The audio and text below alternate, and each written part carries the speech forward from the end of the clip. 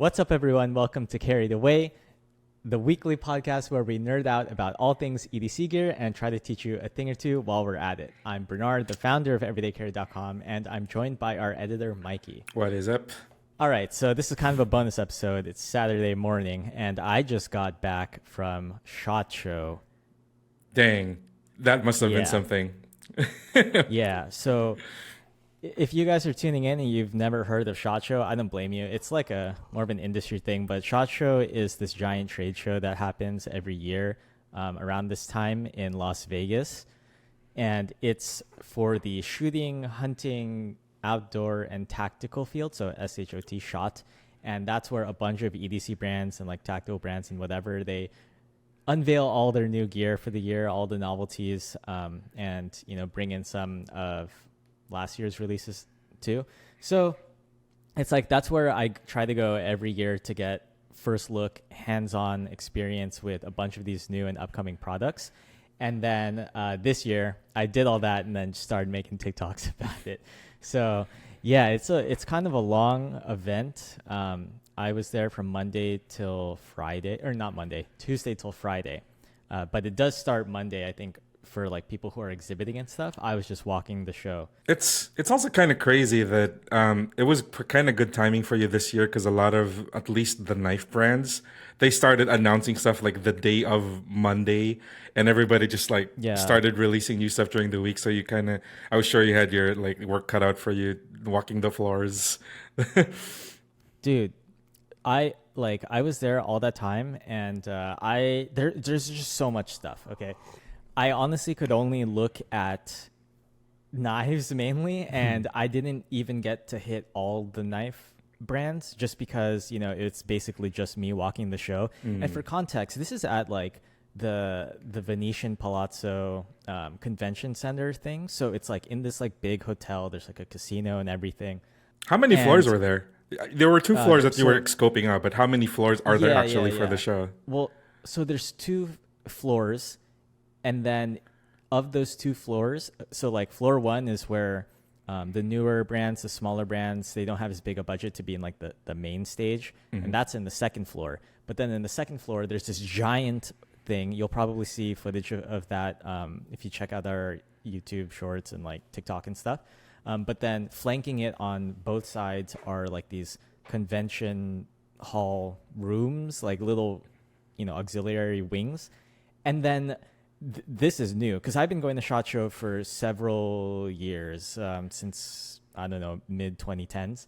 But now, like after COVID and everything, like they reopened and they have this whole forum on the other side by like Caesars, and there's just even more stuff, but not all of it is relevant. To give you a sense of scope, it's like, imagine just like a bunch of gun stuff, gun accessories, like anything related to shooting, hunting, tactical, outdoor, it's like all out there. So you'll have like textile manufacturers and stuff like that for like tactical vests or something, you know, like every random thing, like there's like a supplier or an exhibitor for it. Sure. So it is a lot to get through just to get to the gear. But yeah, enough yapping about how big that thing is. I think you guys kind of get the idea. So, but yeah, I mainly went just to see the EDC gear stuff. Like there's no way I could cover everything, like bags and for sure stuff. You know, like we'll tag team it next year. Yeah, next year you gotta come help me out. So yeah, why don't we just jump into the actual gear that I saw? I talked about mainly knives. Sure. There were a bunch of brands there. What would you say, just to start things off strong, what would you say was the one thing that really caught your eye, like gut reaction without thinking too hard? Like what was the big thing that's still stuck in your mind when you came back? Okay, so like day 1 I went to We Knife. It's like We Knife, CIVIVI Sendy, yeah. And yeah, I looked at We Knives, like upcoming knives, and then there's this one called the OAO, the one and only. Show you guys what that looks like, but I've already made like a little TikTok about it because I was like so hype on it. Right. And the simplest way I can describe it is like it looks like a skin in Valorant. It's just like this futuristic looking grade 5 titanium integral frame lock with a 20 CV rear flipper blade, and jungle wear fat carbon in green and black. I think the videos and the photos on their site don't do it justice, because I imagine that the green patterning of the fat carbon looks much better in person. Yeah. Okay. So if you guys haven't seen fat carbon in person, like, why am I fat shaming this carbon? Right? No, it's like carbon fiber, but instead of the usual The grid pattern. like 3K weave, like that weave pattern that people are used to, fat carbon kind of looks like how would you Damascus, describe right? it? I get Kind of yeah, like it looks Damascus. like Damascus. Yeah. So like ripples, waves, that kind of texture. And this one, jungle wear, is like this green, I guess, pattern. It's like green and black together. But when you look at fat carbon in real life, it has so much like Depth. dynamic depth. Yes, exactly. So similar to how like watch nerds use this meme a lot, where it's like, oh, it catches the light, or it plays with the light. Same thing with this kind of stuff. Yeah.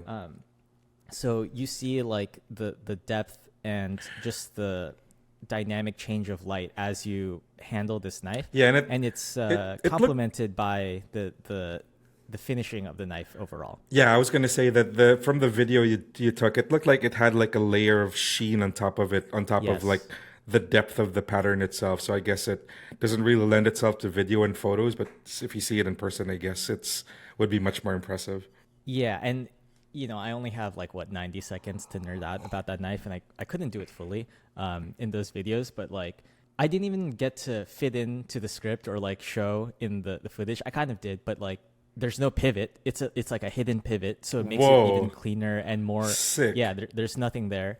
Like the back integral part, it's like that, like where a backspacer would be, that is just like kind of triangular. It comes to a point, and then there's the We branding, and that's like anodized within it, but then the rest of it is like the bare grade 5 titanium, so it just has like that textural difference and the color difference, that contrast there. The blade has like different direction finishing on it, I believe. I don't know. It's just really cool to look at, right? Yeah. I know all of this stuff I'm describing like doesn't actually matter when it's in your hand. Your hand is obscuring all of those details, but it's there, and you paid $575 for it, so like it better be there, right? And let's not I just gloss. thought that was a really cool looking knife. Yeah, let's not gloss over the fact that it's also an integral. I was waxing poetic about like my Grail Wii knife was also another integral, and not many people are making them these days because they're so much harder to make. And we're talking titanium handles also, which is a machining difficulty. My understanding is it's harder to like mill than like G10 or other softer materials and other softer metals like aluminum. So that's an achievement in itself. I think that's 575 isn't that too much of an ask considering all of the other aspects of it and top tier steel and everything. And We Knife, they already have the reputation of being a little bit higher end. So you kind of know what you're getting into, I think. True. At that booth, there were two other knives that I wanted to talk about. One is, first I need to talk about this because I pronounced it wrong in my video. I called it the KwaiQ, which is just like not how it's pronounced. It's Quake. Because it's spelled KWAI, capital Q. So it's stylized as if the Q is pronounced as its own letter, as its own syllable. That's not true. And then apparently in American pronunciation, like it's Quaken, which is weird because in Japanese, dagger is Kaiken, right? Okay. Like I don't think it would be Keiken in Japanese. But I don't speak Japanese. I can't read it. So I, too, am just like a clueless American trying to pronounce this thing. So sorry, CIVIVI. It's Quake. And this one is kind of like a slim, Japanese dagger kind of the Boker Kwaiken, which is kind of like one of the most popular knives from back in the day, right? Yeah. Looks a lot like that style, yeah. The cool thing is it has I'm seeing more of this now. It's like a rear flipper tab, right? But I think it's called an inline flipper, where it's just kind of like vertically pointed up. Yeah, I've seen a few of those. I think if you first see that, you might not know what that is for, compared to say a traditional rear flipper tab, which is like a triangle that sticks out the back. These are pointed upward and they're flush to the spine of the knife, so that it's like low profile and there's like nothing to snag in your pocket. I also did a video on the recent Vosteed Raccoon. The Raccoon has that flipper tab as well. Yeah, like it's the flipper tab is like kind of contentious. A lot of people like to do flipper deletes where they kind of cut off or shave off the flipper tab just so it's like a cleaner profile and like you said doesn't snag in your pocket. And yeah, it's nice to see that people are kind of finding ways around it, like adding jimping to the spine just so that you can do front roll also, and adding the rear flip of the vertical flipper like you said. Yeah, it's pretty interesting. Nice adaptation of the idea of flippers while still keeping it like a clean design. Yeah. I kind of don't like the way the inline flipper tab looks, though. It kind of looks just like this vestigial appendage, just like a phalange sticking out of the blade, like a one pronged fork sticking out. it's a little awkward, but when you use it, it makes sense. So the first time you see it, it might not make sense. Out of curiosity, Mikey, what is your favorite deployment method? Oh, I used to be on the flipper camp until I figured out how to Spidey flick eventually, and now I'm more Spidey flick, like reverse flick with your middle finger. Yeah, with middle finger flick. And once I figured out how to do that, everything just kind of like made sense to me. I started appreciating thumb studs more. I started appreciating fullers more. I started enjoying like my Spyderco knives because now I can actually do it on the actual Spyderco knife. So, but I still have a place for flippers. It's just that a lot of them are also not kind of lefty oriented. It's very rare to see like a true lefty flipper. So, Axis Camp would be more thumb stud, would be more thumb hole style. So. Yeah, so I've come over to the other side, but flippers are fun, especially if it's kind of like bearings or something that's super snappy. But yeah, I kind of like Spidey flicking now.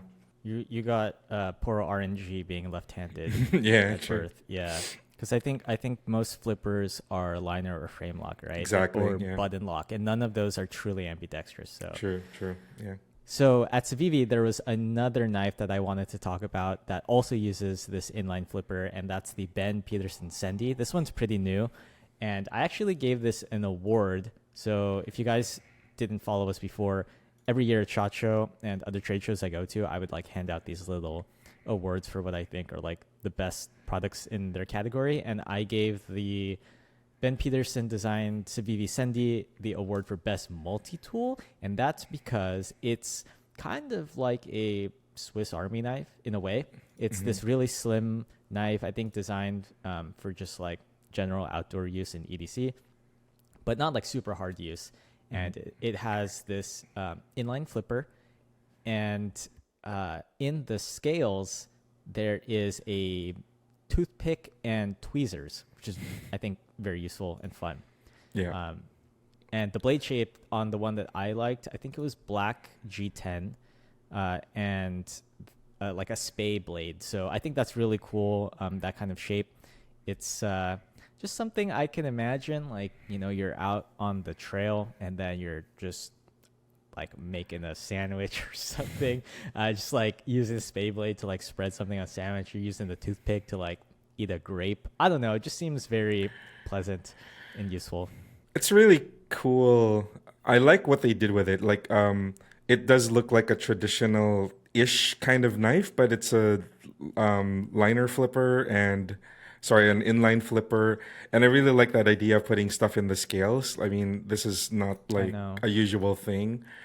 And yeah, G10, Nitro V. I'm looking at the specs right now. That's pretty interesting. Yeah. I think well worth the award for best multi-tool. This is kind of unique. Yeah. Fun fact. Well, actually not fun. But it was supposed to be called the CIVIVI Cedar because the G10, the patterning of it was supposed to resemble like a cross section of a cedar tree if you like cut it or like get that kind of wood. And I guess the term cedar has like lots of significance to the designer, Ben. You know what? I actually asked him if he wants to be on the podcast, and he's like super down. So I'm going to save that story for when he's eventually on here, and he'll explain it. It'll be super fun.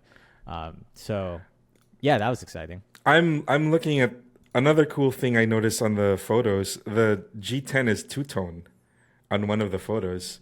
Like the back spacer is a different color, and the inner G10 is a different color than the outer color, and it's not obvious from the outside. That's pretty neat. That's a nice little detail. Not Yeah, I everybody must've would missed be. that. Not many people would be doing that for a $75 knife. That's pretty cool. Benchmade had this big ass booth with this like big overlander truck, I believe, and just like a bunch of it's kind of like a fishing theme sort of going on, and that was all to debut their new water series. And I'm not, yeah, I mean it's I called mean, water. yeah. Yeah, it's water resistant because it uses Magnacut. Where Why are you giggling, bro? Yeah, I What's going mean, on? Spit it out. if you need something to use while you're like near the water, maybe something with like brightly colored handles, maybe. I don't know. Must have got that idea from somewhere. But yeah, tell us about this new water Magnacut line. Yeah. I think it took 4 or 5 years of development, and they kind of really wanted to get it right. And I thought it looked good. Like it looked well done to me. I mean, they are going to be your Benchmade prices, right? So let's just like get that out of the way. I don't really want that to be a point of discussion, but I know it is for a lot of people. But Yeah. if we just focus on like what the actual product is, Yeah. they're a bunch of fixed blades. Like fixed blades make more sense for outdoor stuff, and I think even like filleting fish and stuff. There were some knives that where that's possible. Of the line, I was mainly only interested in the folders, and that's called the Adira. So there's like a full-size Adira at 3.88 inches, and then blade length, and then a mini Adira at 3.2 inch blade length. And these are your usual Benchmade axis lock flippers with dual thumb studs. Yeah. They were but chunky with boys. CPM I saw the Magnacut. photos. Of Yeah. their chunky boys. Yeah, but you get like good grip, right? Exactly, yeah, It's not yeah. supposed to be like another bug out. It's not supposed to be some ultralight minimal thing. It's Yeah. like imagine your hands are wet and like you're And if it's you're- just like you Also want that extra dexterity when you're like, wearing gloves when you're processing most stuff. likely. Also, yeah. Exactly. I also like the colors Go that they chose. Actually, the blue that they chose was kind of nice. Yeah, It's kind of I like was going to talk about that. yeah, even especially in the fixies where it's a single color, it's really nice, subtle tealish kind of light blue, Yeah, powder so blue. they call it depth blue, and okay. it really does look like the water, like as with the different depths. They have it on like the front of their catalog. When I took videos, I was using that as the backdrop, and Sick. it kind of like blended right in. It's depth blue grivery, and there's this cool like not triangular, but I guess it is kind of like three lines coming to a point in the center. So it's like the inverse of a triangle, I guess, and it like tessellates to make this grip pattern. And it's one that I have not seen before. They look like a single wave on the water, and then like three of those rotated like a pinwheel, and then you get like this triangle pattern. Sick. Kind of cool. Yeah, nice detail. Yeah, you'll Spoken see it. spoken like a true watch nerd who would notice the pattern on the handle of something that they never even intended to be Yeah. under. I don't know. I'd be looking for patterns and stuff.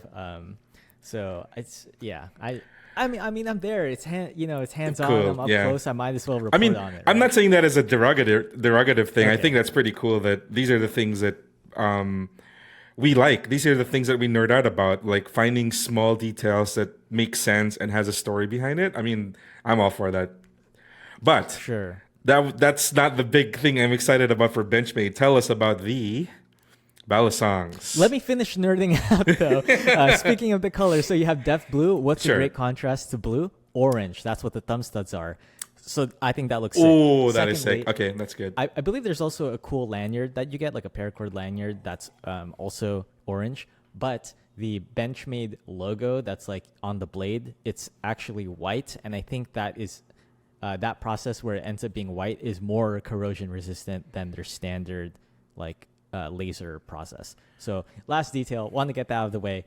Like it's just cool folding knives from Benchmade. Yeah. If you want to use them around water, made of Magnacut, so hot right now. I appreciate that. I appreciate that attention to detail. That's kind of like the sort of thing that would push me over if I were to consider them. Like, Wow, you're a sucker then. No, I'm just kidding. Okay, so what did you want to talk about? Your favorite thing? yes, Balasongs? tell me about the Okay, are we Balasongs. demonetized now? Okay, Yes. so we're not making money off this video. The B word. There were Balasongs, Benchmade's first Balasongs in a while, I believe. It's called the Yeah. Necron. The 99 and series. This is the Necron. I saw two two bladed versions. They're like scimitar shaped. One was like, I think, a burgundy handle, and then the other one was like a jade ghost Rod, G10. I think Rod G10, yeah. Yeah. And then they also do a trainer, a similar blade shape, but it's all, Skeletonized. Skeletonized, and it results in the weight and balance being identical to the live versions. Yeah. So you can get the trainer, practice on that, and then when you transition to the actual bladed live Necron, you should be good to go. So I got And I've got some Yeah, go lore. ahead. I can tell the story about a few of the details of the knife itself. So the last balisongs they made was the 80 series. I think there's an 85 and the 87. I have the 85, which is there's a normal drop point blade, and then the 87, I believe, is the Tanto. But anyway, that was the last time they made it. I believe, if I'm not mistaken, 2021 or 2020 was the last time they made a balisong. But Benchmade, of course, is known for bringing balisongs into the US. That's why their logo is a butterfly. And the Necron is apparently, my understanding is, it's a hint to the fact that they're using the scimitar blade, which was one of the iconic blade shapes that Jody Sampson, one of the original grinders in Benchmade, kind of made all of the iconic models of the 40X series, and they're bringing back the scimitar in honor of that history of it's one of the earlier precursors to the Weehawk, like the longer drop blade-ish design. But yeah, so apparently that's my understanding is that's why they named it the Necron, because they were bringing back the scimitar blade, which was a Jody Sampson special back in the day. So lots of story behind it. It's also there's also a lot of, they're paying attention to the flipping community. There's a lot of details that come with it that are kind of good for the flipping community. It's latchless. It comes with extenders because flippers like the longer handles for doing for certain tricks. It's super customizable. Yeah, that comes with It's constructed in such a way that you can tune it for the level of tactility and Exactly. sonics and haptics that you prefer. Yeah. So you can get a different sound or a different feel out of the flipping experience. I didn't get to change any of that while I was there. I don't flip enough to know what to do. Yeah. But I just did a simple basic open. I was too scared to do a thumb rollover. Yeah, true. I would have been too. So yeah. So anything else from Benchmade other than those? I think those were the two exciting ones. Oh, you did a video also of the other stuff like the DLC narrows and. Well, I still don't know what the handle finish is because they took the narrows and they made it black. Basically, I know the blade is DLC, but I don't know how they did the handle. There's also seasonal colors for the mini bug out. They revised the Benchmade North Fork, okay, and they told me they got rid of the recurve, and I'm like, yep, that makes sense in my head. They were showing me so many knives at once, and I'm not super familiar with their outdoor line, so I was kind of smooth brained at that moment. But here's a mistake I made. It's literally it's my job, and I failed to do this, but I said. They revised the North Fork by removing the recurve in the blade and the gut hook. And the North Fork did not have a gut hook. I just made up, I saw it in a dream. I just made up this wood-handled Benchmade outdoor knife. There is one, though. There is one with a gut hook on the blade, but it's a fixed blade. And then there's one in the back of the handle. And that one's called the Grizzly Trout or something. I forget. Yeah. But they're all North Fork, Crooked River, Grizzly something. Yeah, they all kind of sounded the same to me. They all kind of look the same with the same wooden handle, also. So not surprised that you got them mixed up. Yeah. So it was just a small update. They removed the recurve, so it's just easier for people to resharpen, basically. Cool. Talked about the scimitar bellies. We talked about the narrows. Oh, there was gold class immunity. Oh yeah. Actually. Sorry to the immunity. Who cares? But the big reveal is the 710. So they retroed the 710. That was the knife that the Axis Lock debuted on 25 years ago. And this time they I don't know if if people are paying attention, but Benchmade is trying to innovate on the Axis Lock every year.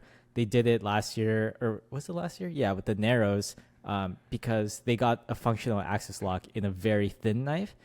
And it just has different like the studs that you kind of engage the lock with, those were different because it was like flat, just different shape.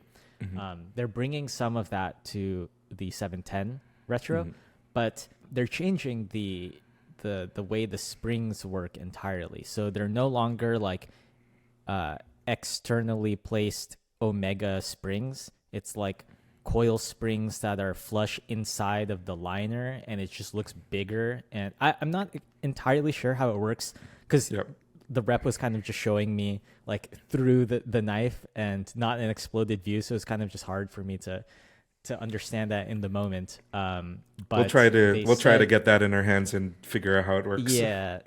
They said you could just like flip it to your or flick it open to your heart's content, and it shouldn't have any issues. So my understanding from the angles from the video, it looked like it was a flatter piece of metal that's wrapped around the circular part of the tang of the blade.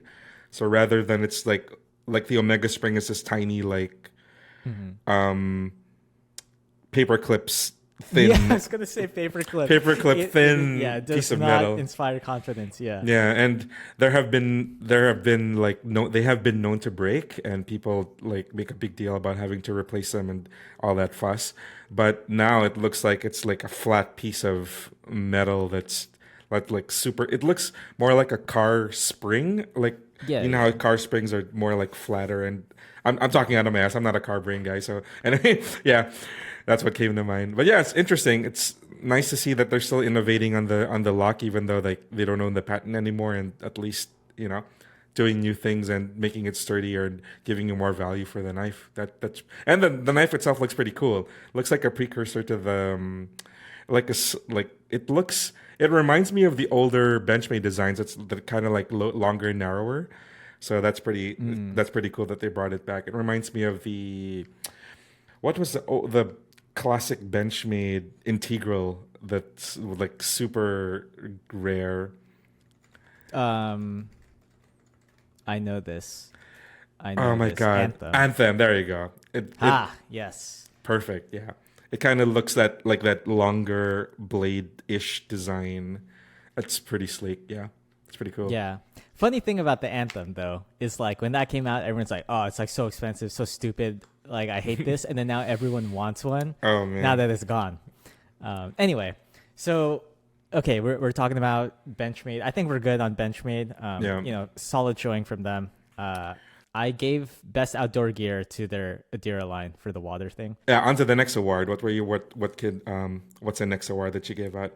Well, I don't know about like awards that I'm thinking of, but my brain was kind of going to some other brands because you were saying like everyone's doing Axis lock now, basically the crossbar lock. Yeah. Two kind of come to mind. Well, actually three. I saw some crossbar locks from Hogue, CJRB, and actually CRKT. Quickly at Hogue, there was nothing really new. Hogue is kind of like, you know, darling brand right now. Like they kind of always have been, I believe, with like gun people, but with their knives, Hogue is a good segue. Their knives are popular because of the Deca. The Deca was like this budget way, bug out competitor, but giving you access to CPM Magnacut, which was one of the first and like easiest ways to get into Magnacut and all the benefits of it. Man, I want to talk about Magnacut too. They had this cool like collector series thing. You can see that on the channel also. But moving on from Hogue, the segue is that they collaborate and produce with CRKT, right? So in CRKT's Made in USA stuff. So I gave an award to CRKT. They're kind of like back-to-back killing it for most innovative knife design. And it didn't go to Joe Caswell this year, who, by the way, also wants to jump on the podcast. So that will be sick. But Joe was showing me this auto, the Michika. It's a Phil Booth design, and you know he's won awards for like Blade Show and whatever for most innovative designs and stuff. So he's already got the track record of like, you know, cooking up some 3000 IQ stuff. But this was a full auto, but it's a scale release auto. But the scale release is on the bottom, like the butt of the knife, instead of the top where the pivot usually is. Like that's usually how scale releases work. So you kind of push the scale and then the knife flies out. That came out, and that is also Magnacut from what I believe. Magnacut, made in USA, produced by Hogue for CRKT's design. Super cool. And then relating that to the axis lock is that I believe it was Ken Onion also had another knife that looks kind of like a stiletto sort of thing with just a crossbar, and it swings open. That's the only way. It's a manual thing, and I believe that's also Magnacut. I mean, as much as it's kind of I'm not going to say oversaturated. I'm really liking the fact that Magnacut suddenly kind of democratized super high-end steel. Like, it's so accessible now, and it's in so many different functions. Like, there's the water series, there's the salt series, there's the low-end stuff, not low-end, quote-unquote, from Hogue. And just the fact that just a few years ago, something on the not even on the level of Magnacut was enough to drive up the price of a knife. And now it's like, even in the lower-end knives, you're still getting Magnacut and absolute best in class of steel at the moment. Yeah. I think that's a really cool trend, and you get so much knife out of stuff now. You get so much value now out of knives. Yeah, so for our listeners who are not familiar with Magnacut, can you break down why these people are nerding out about it? So traditionally, you have to make a compromise when it comes to steel, right? There's toughness, there's edge retention, and there's corrosion resistance. Usually it's a pick two situation. But Magnacut somehow found a way. It's made by a knife nerd, actual knife nerd, metallurgy nerd, Dr. Lauren Thomas. And he somehow found a way to have a knife steel that in this application still has top tier edge retention while also being the second best corrosion resistant, like near impervious to rust levels of corrosion resistance, and also be like super tough and be able to be heat treated to like super high levels. It's basically a super steel. There's nothing else to call it. It is like it hits all three of those at the highest level, if not the highest level, then second or third place, which is an achievement on its own. And usually something like that would drive a knife like double, triple digits in the past, as it would have. Like if you had something like S9EV on a knife, or like 5V, or like the higher Vs, or like the S110V, or like Crewwear stuff, super steels that are premier in one of those three tenets. This one somehow does great in all three of them, but still brings the price of the knife down and makes it something for everybody. And I think that's pretty awesome, really. Great trend for 2024, I think. Yeah, I was going to say, like, you're kind of not special to have Magnacut anymore. Yeah, exactly. You know? You're not special. Like, you're just late. You're just late. Yeah. So I'm happy that, it's being adopted. I saw it even, like, in floor one at Bestech. Bestech has Magnacut stuff now. And Bestech is like a, Chinese brand. They do some budget stuff. They also do high end stuff. I think the OEM for some. Yeah, for sure. So Magnacut. Yeah. So hot right now. So hot right now.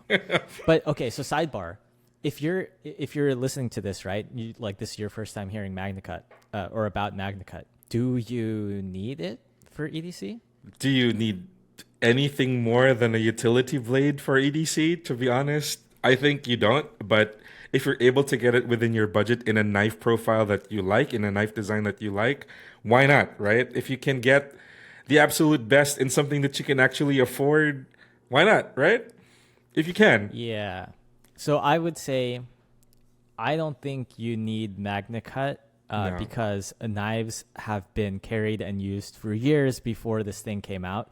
And it doesn't make your other stuff obsolete. But if you were in a position to upgrade, this is probably future-proofing for a good while. Yeah. We haven't had like a super significant improvement in knife steel to this level, I think, in a long time. I think. Yeah, and that's why everyone's talking about it. Everyone's using it. Like Leatherman's using it. Benchmade's using it. CRKT's using it. Yeah. Spyderco has been using it. So best EDC knife, I gave that to the freaking Spyderco Salt Paramilitary 2 Magnacut. Nice. It's not even a new knife. It's not a new knife. Nice. And it kind of is a meme to say the PM2 is like the best EDC knife. But like of all the knives that I saw there, it's like what would I actually probably pay for and use And walk home with.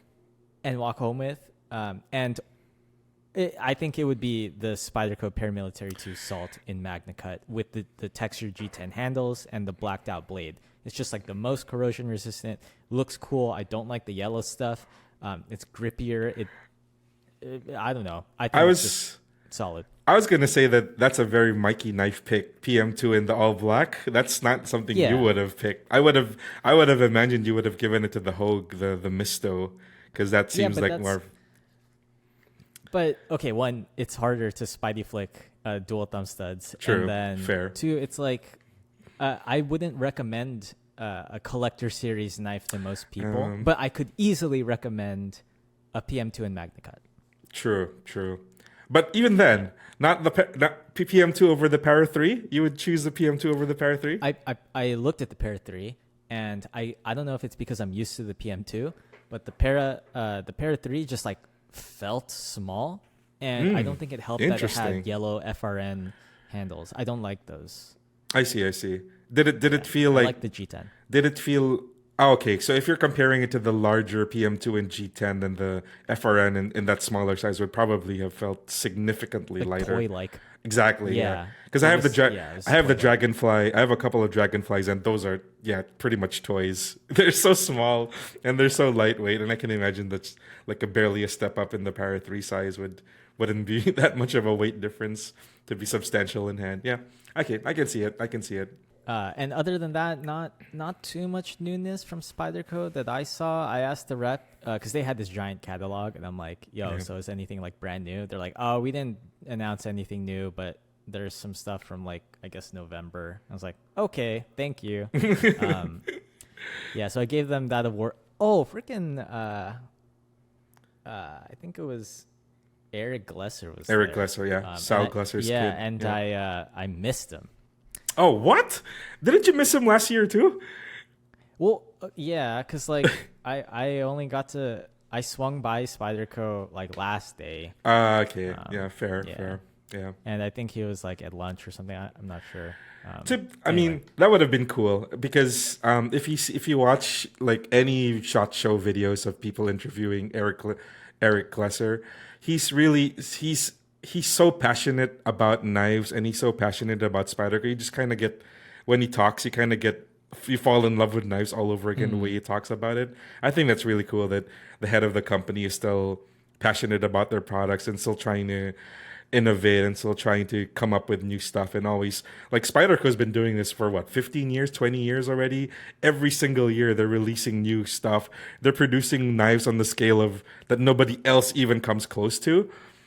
And I think that's pretty remarkable. And I think, it's pretty cool that even like it's all still in the family and it's still run by the same family that's been running Spyderco forever, the Glesser family. So I think it's pretty neat. Yeah. Nice. I like the story of Spyderco. Yeah. So we saw a lot of cool knives. I didn't see all of them. There were a few knives downstairs from the smaller brands that I think were worth mentioning. So I gave best value award to my favorite budget brand that I saw there, CJRB. They had cool all the new pyrites of the pyrites. the pyrites. I really like the pyrite. Yeah. And they're doing the larger Warncliffe version or the reverse Tonto version, and then they're doing a Bowie clip point. I thought those were pretty cool. And then next to them was Reate. Reate has... Is that how you pronounce it? Oh my God. How do you say it? I say Reate. Is it Reate? I don't know. I'm pronouncing everything wrong. I'm the guy that was like, get your Knipex pliers. I said Knipex too, to be fair. With your CIVIVI KwaiQ, and then carry it with your Ridgay Wale. Like, I don't know. So, anyway, I thought it was create without. I thought it was create without the C. So that would make a lot of sense. Reate. But yeah, they had. So they have like this popular meme. It's not a meme knife. It is popular though, and it's their like gravity. You know what I'm talking about? Yeah, It's like of a course. gravity blade. I almost got one. Yeah. I think, what is it called? The EXO? EXO? The XO M, I believe. Okay, yeah. Yeah. So they have that mechanism in an aluminum handle in a bajillion colors, but the instead of a blade, the insert is a holder for a utility blade. Yes, totally sold. I gave them like I love like box cutter type stuff just because I personally do a lot of box breaking down things like when I volunteer and whatever. So I work with cardboard a lot. And having like a fidgety, cool, well-made box cutter thing is, I think, really cool. CJRB also had a Kickstarter for a like push-up utility blade multi-tool thing coming out, but there were just prototypes there, and they weren't quite ready and polished to kind of evaluate. But the concept is cool. But I did give the award for like best EDC accessory to the EXO utility from Reate. Yes, and this is the same reason we like the Exceed Designs Tyrant so much, right? Because anybody can just pick up any old hardware store utility blade. So if you could find a way to make it cool and make it interesting to an EDC person, or like even to a knife collector, give it a cool mechanism, give it cool steel, or put it in the neat handle, I'm all for it. Yeah, I am picking up definitely the EXO utility. Yeah, I think that will be very popular. So that one was cool. A few other shout outs of the smaller brands I saw downstairs. There's this brand that caught my eye because their tagline is elevated everyday carry. I was like, that sounds interesting. It's Ocaso Knives. Ocaso Knives is based out of California, and it's from a former like kind of exec at Cold Steel. And then he started his own brand. It's like a family brand, and he has a stable of designers, and they do like gents knives in more premium materials. They look kind of like the like say CRKT CEO, like that very popular like slim, classy, elegant design. Nice. But in at least S35 VN, and then different handle materials, titanium, that kind of stuff, liner locks, and yeah, it's more for like the discerning gent kind of thing.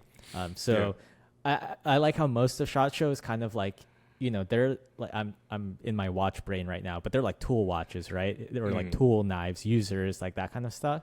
And then you have more of like a dress knife. I think that's kind of a cool offering, especially to be seen at SHOT Show, because that's not really that crowd. Right. So that was just like interesting to see.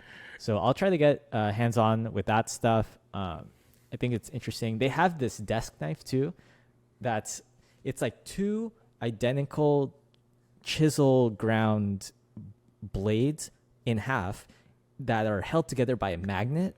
So when you put them together, it's one blade, right? Nice. But then you can like push on them almost like scissors so that they split, and then you can pull them apart and then re-click them, and it's kind of like a fidget toy at your desk, but it's a leather opener. Yeah, so that was cool. It's nice to see more gents knives back. Remember, I know you were a big Almar fan back in the day. Oh, dude, I saw Almar, but yeah. They were there? They're not... Yeah, of course they're there, but they're not really like innovating to a space, to a place that I think modern EDCers would be super interested. It's like you kind of have to be a fan of the brand because... like they're not ultralight series, but I think it's called like Slimline or something. That is the classic Almar kind of shape, but in more premium materials. But they're like not on the level of what most of the forerunners are doing here. Yeah, it's like I was saying, it would be nice to see that again, like more premium gents knives. 'Cause there are some out there, like GEC, Great Eastern Cutlery, are doing some super primo stuff. But not like, I haven't seen like an actual, something that looks like your grandfather's knife, but then in like Magnacut and like super rare wood or bone or something like super exotic. Maybe I'm not in that like slice of super premium traditional EDC knives, but would be nice to see more of those. So like, that's an interesting thing that they're doing then, if that's a track they're on. I wish I just had like multiple clones of me or you there to like look for stuff like that, because there was just like so much to see. We'll do it. One last other thing I saw downstairs was this it's like Moriniv, right? We know Moriniv. It's like you buy one of their fixed blades, like the small one. It's like cheap, works well. It's like, perfect. There is, I guess, a sister brand to it, UCO. I don't remember what it stands for, but they made like this approachable, friendly looking camp knife type stuff that were similar to like Swiss Army knives. Something you could like hand to a kid, and that would be like, oh, my first like Boy Scouts knife. Is it UCO the one that makes the stormproof matches? Aren't they? Yeah, they make that kind of stuff as well. Right. Okay. But they had knives there. Yeah. Cool. So I was looking at the Nice. knives, and they had like one that's like a slip joint. It's like double hand open, manual open, but then you press a button on the pivot and it locks the slip joint. I'm like, does that count as a slip joint? Is that legal? Yeah, I don't know. So that was interesting to me. I'm gonna hit them up and then learn more about that. And if you guys are interested, let us know in the comments. And because I appreciate the idea of making knives that are more approachable and usable by more people in more situations, and kind of removes the stigma from knives that you might get from like 99% of the rest of the offerings at a place like SHOT Show, right? So just like from a optics perspective, I thought that was cool. Yeah. But I think it was only like D2 blade steel, but whatever. Like D2 is great, right? Yeah. Absolutely. So I think that's plenty on knives. I did see a few other flashlights, and I'm gonna just say that the trend for 2024 in flashlights is square. Okay. Nice. You thought cylinders were cool? Nah, bro. Let me show you this rectangular flashlight. Like we want corners now. I don't know what it is, but like every flashlight I saw was no longer a cylinder. Right. Like I don't know what they're doing there. Except for, well, actually that's not true. I gave the best flashlight award to the Nikkor EDC 35 just because it has like so much tech and so you got to see the lumen shield. yeah. Okay, so to be fair, some of it is marketing, like or the way that they're presenting it. It's like that's just a very high-powered momentary on, I believe. True. The thing is though, like if you're a flashlight nerd, the Nikkor is not going to be the best EDC flashlight to you. But I think for the general person, especially at SHOT Show, which is like more tactical leaning, like that would probably cover your bases. Yeah. Something from Nikkor, but something that would make people not interested right off the bat if you're a flashlight enthusiast is like an integrated proprietary battery that's not user replaceable. Right. I'm kind of 50. I've been thinking about that because I do have the 33, which is the smaller size with 18650.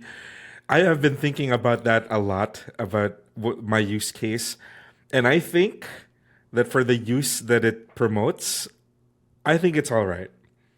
I understand the fact that it's non-replaceable. It makes it kind of like it has a lifespan. It like all of our lithium-ion devices, it's going to have a lifespan. But I think it's all right. To me, I think the irony is the type of people that would complain about an integrated non-replaceable lithium-ion battery that will go obsolete in a few years. Those are the people that have 12 lights on rotation anyway. True. And they will definitely buy a new light before the EDC 35 battery dies on them. And hey, look, we don't give crap to people to brands like Rovivon, who have been making awesome keychain flashlights for years now with integrated batteries. We don't give crap to like any number of like flashlight makers who have done this before.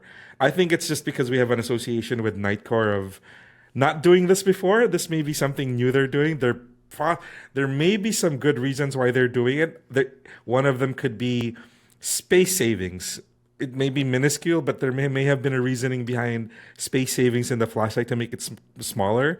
And that just made sense for them. I don't know. I think it's not too much of a big deal personally. Just add it to your rotation of other flashlights, bro. I think just have this one flashlight, give it a pass. Just add it to the rest of your ones that you can replace the battery with. Yeah, I don't know enough about like battery technology and that kind of electrical engineering. I mean, it's like I can't replace my MacBook battery or my iPhone battery that way. Or your AirPods, which you replace in 4 years. Like you just like have to make an integrated battery for the rest of your circuitry to work the way you want to. Dude, I don't know. Anyway, that wasn't the point.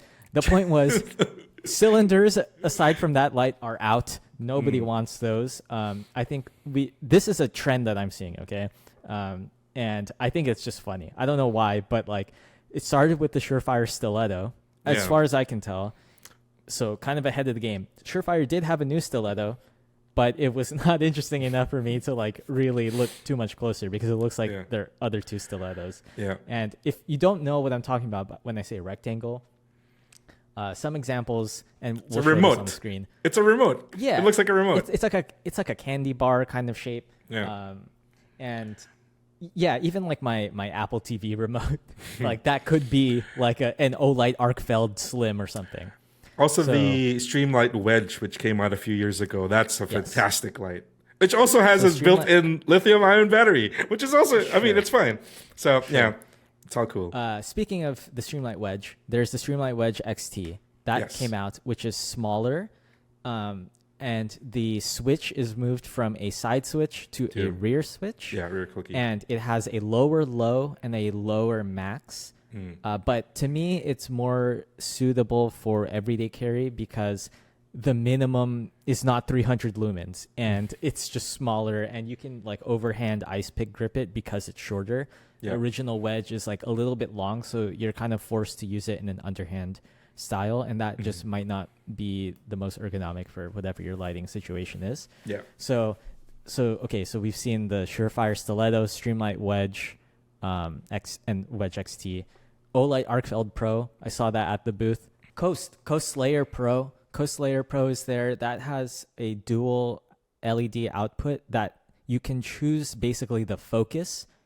One is a little bit more spot and one is a little bit more flood. And Coast is, we kind of expect this from Coast. They've done a lot of zoomable lights, but they're not doing, things like LEP where it's just like a very focused, far-reaching thing. But Ace Beam, I saw Ace Beam. And they have like the M2 Terminator, freaking insane. Yeah.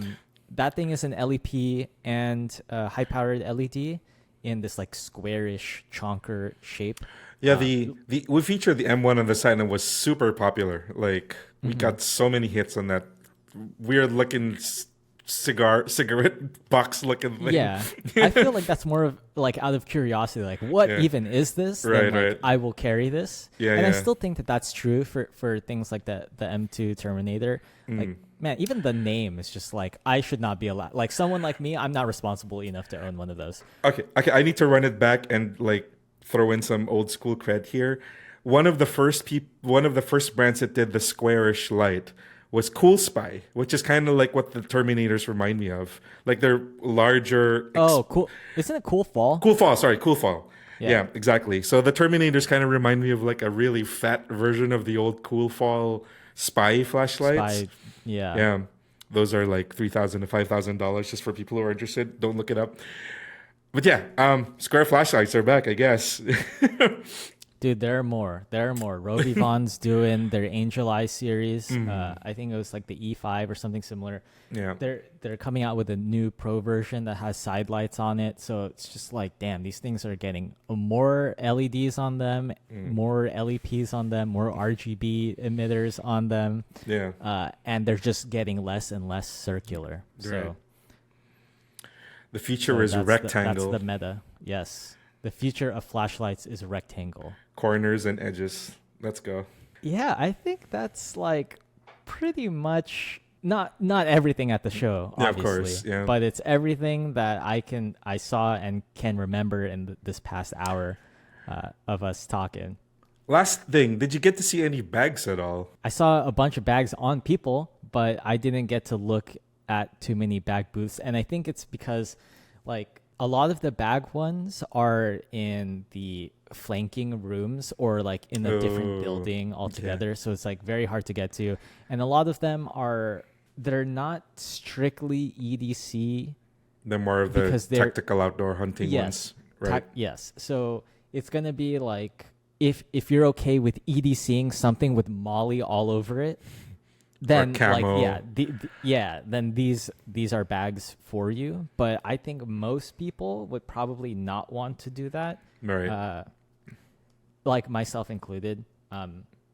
It can't be definitely not a Bernard. Definitely not a Bernard aesthetic. Like I put Molly on like, you know, the collaboration bags that I've done, but they're so small and it's just like, you know, a taste of tactical, just like the idea, design inspiration, but it's not like meant to be full on like I'm operating right now. Right. Yeah. I guess you know, I did see a lot of people with like their cool bags and whatever. And I think one last thing I want to say that I thought of during this trip was that I saw so many people, right? I talked to so many people and I saw a lot of them carrying cool gear. And this year, I don't know, something in me changed, but I was like, I'm going to compliment people when I see cool gear. Because I don't think enough people, especially if you're into EDC, I don't think enough people recognize and compliment and appreciate other gearheads out in the wild. I think that is a very nice. Cool practice that we should do because there are dozens of us. I went to a trade show and there were at least a dozen of us there, right, who are enjoying our gear. And like I saw someone at the airport and clipped to their pocket was a Ridge Wallet AirTag attachment, and they're using it as a pocket clip to keep their Ridge Wallet on them. So it's like it's clipped to their pocket and it's AirTag tracked, right? So I came up to this dude. I'm like, "Yo, is that a Ridge Wallet? That's dope. Like I've never thought of doing that." So I gave him a compliment.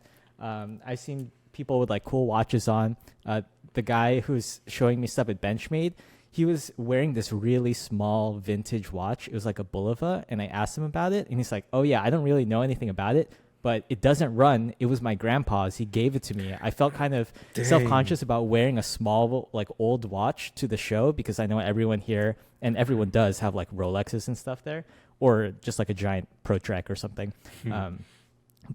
or Apple Watch. But this guy had like one of the coolest watches I saw there because it has story, it has character, and he was kind of shy to wear it, but then, you know, it's like, dude, that's sick. Like you should do, yes. We were talking about this in the last episode. Like our gear is also a representation of how we want to present ourselves, and it's nice to hear, right? Like if somebody comes up to you and tells you your watch is cool, of course it's going to make you feel great for the rest of the day. Somebody says you have a good taste in flashlights, you have a good taste in knives, if your bag is red. I mean, who doesn't want to hear that? That's like, let's make everybody else feel good. Like that's really cool. I think that's great that you did totally. That. Yeah. I've been trying to do that more often just in life in general. Like back here at home, I went to a coffee shop and I saw a guy come in and he had a cool backpack. It was some kind of X-Pack backpack. I'm forgetting the name. I think maybe it was Mission Workshop or something. And then he had like a free write, which is like an e-ink. One of your toys. E-ink typewriter thing. Yeah, it's like, I'm like, this dude likes gear. And then he was wearing a Hamilton khaki. Nice. And it's like, yeah, like this dude must like gear. So I just struck up a conversation and we just nerded out a little bit about like e-ink devices, EDC bags, watches, that kind of stuff. And then I let him go on about his day. Like I didn't make it weird, but it's just like, you know, just give somebody a chance to nerd out about something. Like have your own little mini carried away episode in your daily life and just spread the good vibes and appreciate your gear. I think that's a great way to close it. Use more of that. That's a great way to close it. Perfect. Yeah. That just about wraps it up for today's episode. So if you made it this far, thank you so much for listening. I hope you enjoyed today's discussion and recap of my experience at SHOT Show. And if you did, please consider subscribing. If you're a podcast listener, if you're listening through a podcast service and you really enjoy what we do here, please consider leaving a review and a positive rating as it really helps the podcast. You can follow us on social media for more content daily on Instagram, Twitter, TikTok, and all of that will be linked below. And if you want to be part of our EDC community, feel free to hop into our Facebook group or Discord server for more real-time discussion with other EDCers. Lastly, if you have any feedback for us or questions you want answered on the show, you can shoot us an email at podcast@everydaycarry.com. Thank you for listening to Carried Away. I'm Bernard. And I'm Mikey. And you out there, your gear is cool. Show it off. Let's have a conversation. I'll tell you how cool it is. Your gear is cool. All right. Peace. Peace.